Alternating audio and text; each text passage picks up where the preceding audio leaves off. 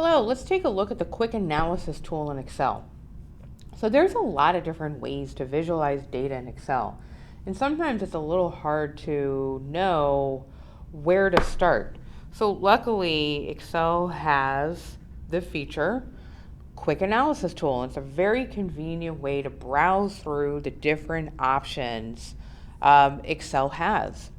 All you got to do is just start off by selecting your data, and at the bottom right, the quick analysis tool will appear. Left click on that and a panel of options. And all you got to do is just hover over these options and you're going to get a nice little preview of what your data would look like. So your first option is formatting. So here's some conditional formatting options where I can choose some data bars or color scales or some icon sets, and they're okay, but I'm not feeling that that's the best way to show this data. So I'm going to click on charts and just hovering through these. That clustered column is not bad, but let's see what else we have in here. Some totals. Well, that's really nice because I don't have any totals in this spreadsheet. So a sum or an average or even the percent of total looks pretty good. And then tables.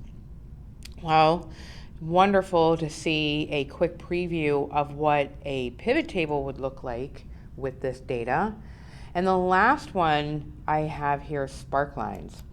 And spark lines are just little mini charts that are placed inside of Excel. And they can summarize the trend of data in the adjacent cells. So if I decided that one of these I wanted to make more permanent, I would just have to do a left click and wow, I'm done.